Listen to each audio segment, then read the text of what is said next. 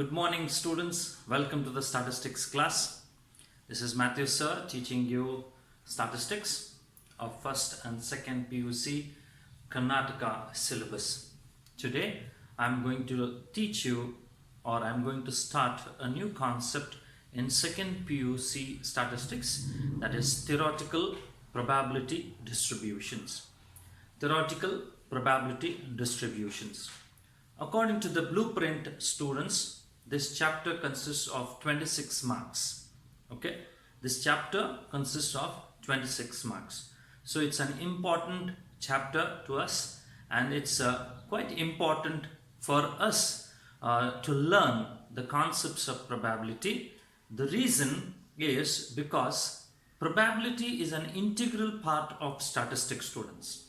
And if you understand probability, and most of the studies that we do are based on probability, so it will be very nice for us to understand the probability concepts, and especially this distribution, that is probability distributions, various type of probability distributions, how they are applied and what problems they are applied, how we can find out the answers to the typical problems, or the problems which are little bit we have some confusions in understanding that. So complex problems, we can bring out some solutions to it.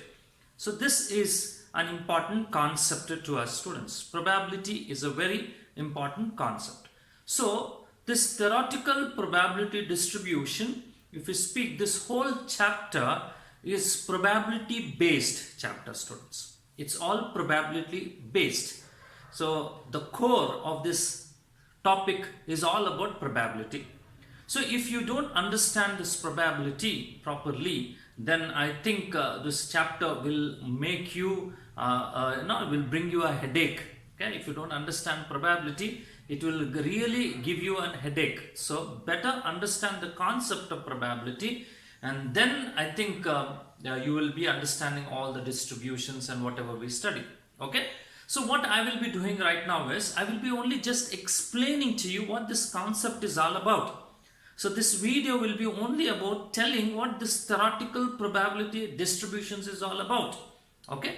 So just follow this video, students. Afterwards, one by one, I will be explaining to you regarding various distributions that we have, various probability distributions that we have. I will be explaining that to you in detail. So one by one, okay, each one we have to learn. There are various. So before that, let's understand what this concept is all about. Okay, right. Probability, students. The first word in this theoretical probability distribution is the word probability must be understood. What do you mean by this probability? Okay, this word probability, right, comes from the English word called as probable, students. Okay, this has been derived from the English word called as probable. Now my question to you will be very simple. When do we use this word probable? When there is some uncertainty of events, when we are not sure what is going to happen, then only we use the word probable. Okay, now India and Australia are playing, right, the one-day internationals or T20s or test matches. Okay, the series, bilateral series is going on between India and Australia.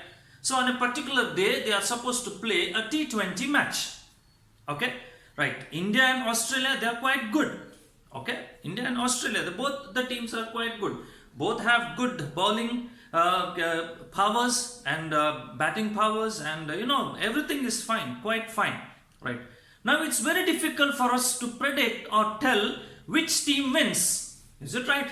Which team wins? Whether India wins or India loses is what we'll be not knowing it. So if I ask you, which would be the team that wins, which would be the team that you give preference?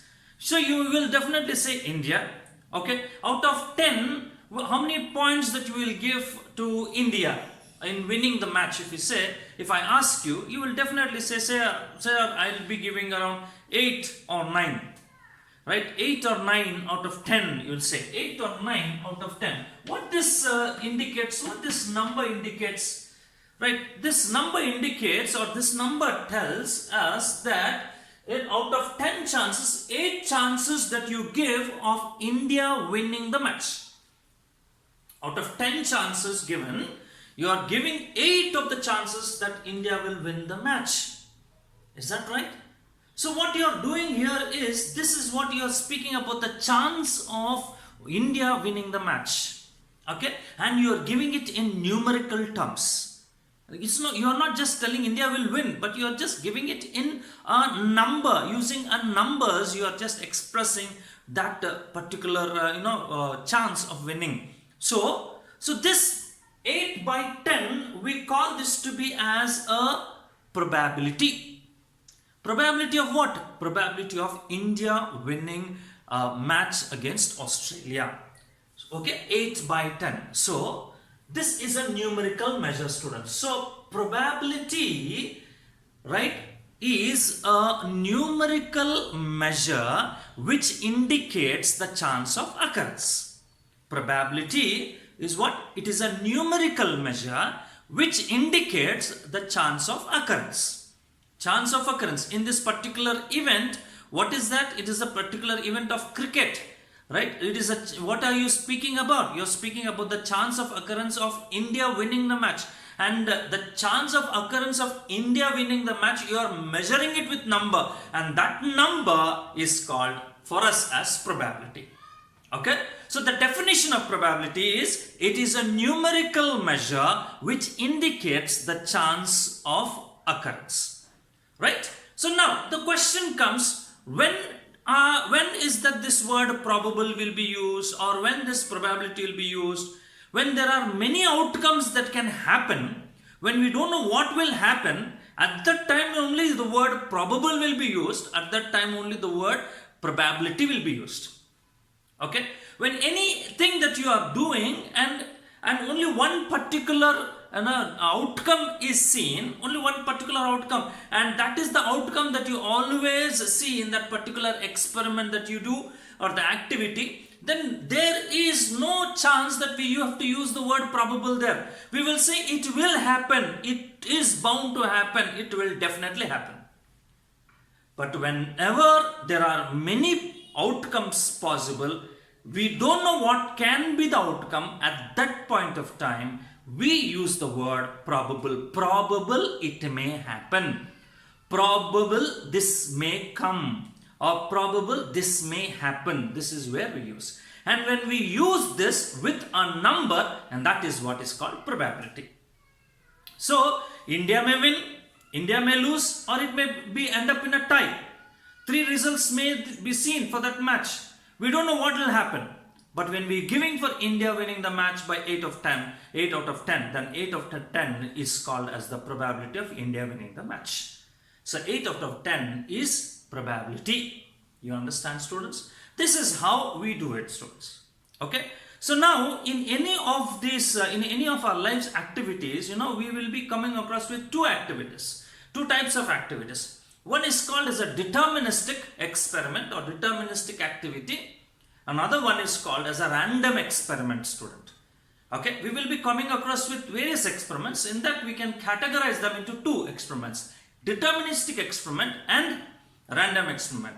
Deterministic experiment are those experiments which have only one outcome, repeated under same conditions, identical conditions many times, the outcome will be the same. So when the outcome will be the same, so that type of an experiment we call it as deterministic experiment. When the outcomes keep on changing, when there are not only same outcome, but there can be many outcomes, such type of an experiments are called as random experiments. Okay, so if only one outcome, deterministic experiment, more than one outcome are random experiments. Very simple, is toss of a coin, students. Just a toss of a coin. Okay, right, toss of a coin. When you just toss, there are 2 possibilities. Is it right? There are 2 possibilities, either head or tail. Such experiments are called as random experiments. You are going on a journey, students. You are going on a journey, a long journey. Okay, there are 2 possible outcomes. Either you may reach or you may not reach. You may reach on time or you may not reach on time. Two possibilities. Is it right? So more than one outcome experiments are there. So those experiments are called as what? Random experiments. Okay? When you're picking a card from a pack of cards, when you're picking one card out of 52 cards, this is what are the possibilities? 52 possible ways. Any of the 52 unique cards you can use it. Is it right? Okay. So this is what random experiment is all about. Okay. You're writing an examination, students, for 100 marks. You're writing an examination for 100 marks. So what is the marks that you will get? Anything between 0 and 100. So anything between 0 and 100. So how many possible outcomes? 101 possible outcomes are there. Is it right? Including 0. 0 is also a possibility. So 1 to 100. Any 0 to 100. 101 possible outcomes are there. So such experiments are called as what? Random experiments. Okay. So like that, students, I will take one experiment of tossing two coins simultaneously. Tossing two coins simultaneously. What happens to this? When we toss two coins simultaneously, the outcomes will be, I'll write it in a sample space, the outcomes will be head-head, it can be head-tail, it can be tail-head, or it can be tail-tail. These are the four possible outcomes. Is it right? Head-head, head-tail, tail-head, and tail-tail. Four possible outcomes are what is possible for us. Okay, so these are called as outcomes. These are also called as sample points, and we define it as sample space. Yes, the set of all possible outcomes of a random experiment are found in a sample space. The set of all possible outcomes of a random experiment forms the sample space. The sample space is yes. We denote it as yes. So this is the sample space of tossing two coins simultaneously, students. How many coins? Two coins simultaneously. Okay. Now, to each of this sample point, I assign a positive number, a real number. Okay. I'll assign a real number, not a positive number. I'll say a real number. Okay. What it would be? I will write it here like this. For this point, I will write it as 2. For this point, I write it as 1. For this as 1 and for this as 0. Okay. So, for each of the sample point, I assign numbers, real numbers. For the first one, number 2. For the second point, number 1. For this one, 1. And for this, 0. On what basis did I assign this? I have assigned this according to the number of heads in each of the sample points. According to the number of heads. We see here 2 heads, I put 2. I have seen, you see here 1 head, we see 1. Here 1 head, 1. There are no heads, 0. Okay. So now, what is this? I can call this to be as a function acting on the sample space, students. It is a function acting on the sample space. Right? It is some function. So like that, I can derive many functions. Number of tails, an amount, or whatever it is, different functions I can derive from this sample space. This is one of the function. Okay, this is one of the function. Function is number of heads, and its values are what, students? And its values, I'll write it here. I'll denote this to be as x.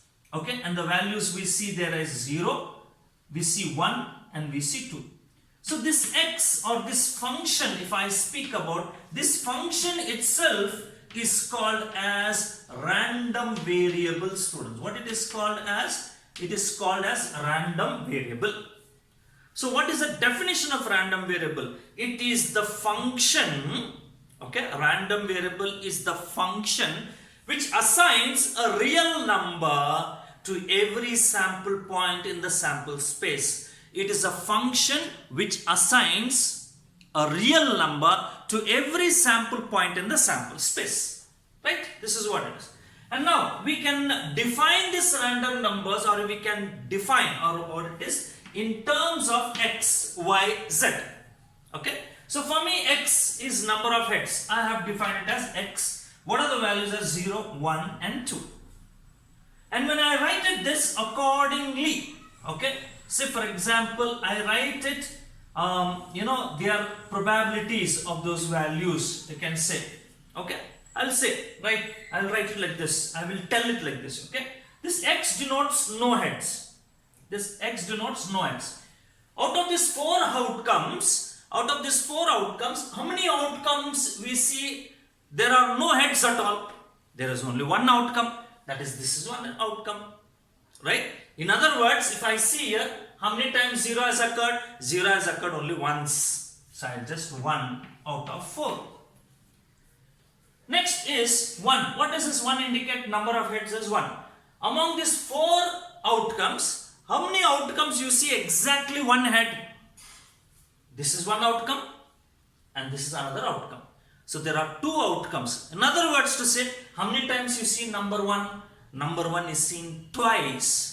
Among the 4, out of 4, it is written twice. So the probability here is 2 by 4. Okay. Then if I speak about 2 heads. In these 4 outcomes, which of the outcome has 2 heads? Only one outcome has 2 heads. Is it right? This is the only outcome. In other words, number 2, how many times it is seen here? It is seen only once. So we can say it as 1 upon 4. Okay. So what did I write here, students? You can understand here. I have written the random variable and its values. Along with these values, I have written also their probabilities. I have written their corresponding probabilities. So what I can explain here and tell is a systematic representation of the values of the random variable, along with their corresponding probabilities, then this type of a distribution is called as probability distribution. Is called as what? Probability distribution. You understand, students? Okay, a systematic representation of the values of the random variable along with their probabilities is called as probability distribution, students. So in a probability distribution, there are 2 things that you need to understand. Number 1, probability of any value of X is always a positive value, students. Probability of any value of X is always a positive value. Okay, you take anything, you see 1 by 4, it's a positive value. 2 by 4 is a positive value. 1 by 4 is a positive value. Probability of any value of X will be always a positive value, students. Okay, this is the first one. The second one they said is, in any of the probability distribution, sum of all probabilities will be equal to 1. In any of the probability distribution, students, sum of all these probabilities, if you add, this is a probability distribution. If you add up all these values, the summation should be always equal to 1, students. Always equal to 1. If you see, yes, here, 1 by 4, 2 by 4, 1 by 4. 4 is common. Denominator 4 is common. Is it right? In the numerator, 1 plus 2 is 3, 3 plus 1 is 4. 4 upon 4, answer is 1. You will always get in a probability distribution, the sum of all the probabilities will be equal to 1. This is what we have a probability distribution, students. Okay, this is one type. Fine, this is one type. Do you think that all the probability distributions will be of the same type? Do you think that every experiment that we conduct, this was an experiment of tossing 2 coins. Okay, so there can be an experiment of tossing 3 coins also. There can be an experiment of tossing 5 coins also. There can be an experiment of tossing many times. Okay, so like that, when we are doing so many, not only this tossing of a coin, there can be some other experiments also. Do you think that the same type of values it will take? No, it will go on. So there are some random variables. There are some like this random variables. Some random variables takes only 0 and 1 values. Some random variables takes like the 0, 1, 2 as we have seen. Some random variables takes the values from 0, 1, 2 so on up to n. Some random variables takes up to 0, 1, 2, 3 so on up to infinity. Some random variables takes the values from minus infinity to plus infinity. Like that it can go on. So when we have so many random variables, And when we form the distributions of this, there will be so many probability distributions. Each one will have its own theory. Each one will come according to their own certain assumptions and some restrictions. So what we have to do is we have to learn them, how this experiment has come, and what are the values, and how this distribution has been derived. What are the values for this probability distribution? What are the probabilities? This is what we have to study about various probability distributions we will be coming across. Some of them, I will be naming them. Some of them is number one is called as Bernoulli, students. First one is Bernoulli. Second one is called as binomial. The third one is called as Poisson, students. Poisson. The fourth one is called as hypergeometric distribution. Okay. And the fifth one is called as normal distribution. Okay. The sixth one is called as chi-square distribution. And the seventh one is called as t distribution. So there are so many distributions. Each one in detail we have to study, students, how they are derived, how they have been derived. Okay. So what are the values? What are the experiments? Okay, behind this values taken? What is the experiment that they are doing? What are the values taken by it, and how to find out those probabilities? And that is what we need to do in this whole chapter of theoretical probability distribution. You have understood what is probability, you have understood what is probability distribution, and now totally you have understood theoretical probability distribution is all about, right? Probability distributions, various probability distributions, their theoretical assumptions and restrictions is what we need to study. Some of them are Bernoulli, binomial, Poisson, hypergeometric, normal, chi-square, and t distribution. Okay, so we will be studying one by one, students. Okay, the first one would be what? Bernoulli distribution. That I will be showing it in the next video, students. Okay, thank you very much.